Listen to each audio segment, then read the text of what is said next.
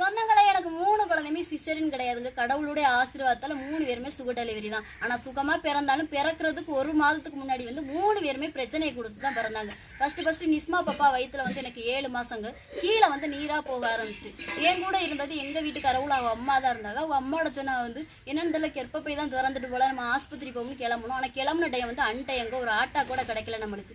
நடந்தே தான் ஆஸ்பத்திரி போனோம். அங்க போய் செக்அப் பண்ணதுல வந்து கெற்பப்பையெல்லாம் திறக்கல, ஏதோ ஒரு பிரச்சனையா இருக்கும்போல நீங்க ராம்நாடு போயிருங்கன்னு சொல்லிட்டாங்க. ராம்நாடு போய் 1க்கு 2 நாள் ஆகுதுங்க. எந்த ஒரு பதிலுமே சொல்லலை. 3 ஒரு உயிரத்தான் காப்பாற்ற முடியும் சொல்லிட்டாங்க. எங்க வீட்டுக்காரவங்க அந்த ஒரு அழுகையை அழுது கிடந்தாங்க. அவங்க அழுகை எனக்கு மனசுக்குள்ள இன்னும் கிடக்குங்க, சொல்ல கூட ஒரு மாதிரி இருக்கும். அந்த சூழ்நிலையில 2 உயிரையும் காப்பாற்றுன்னு சொல்லி அவங்களுக்கு தெரிஞ்ச பெரிய ஆட்களை மூவ் பண்ணி டாக்டர்கிட்ட பேசினதுக்கு அப்புறம் தான் ஒழுங்கான ரிசல்ட்டை நம்மளுக்கு தெரிஞ்சு அதுக்கப்புறம் டிஸ்சார்ஜ் பண்ணி வீட்டுக்கு வந்தோம். 2 மாசம் கழிச்சு பாப்பா பிறந்தாங்க. நல்லா முடியோட நல்லா பிறந்தாங்க. 4 வருஷம் நல்லா இருந்தா. 2 வருஷம் தாச்சும் பாப்பாவுக்கு முடி கொட்டி இப்போ வைத்தியம் பார்த்துக்கிட்டு இருக்கோங்க. இதான் நிஸ்மா பாப்பா கதை.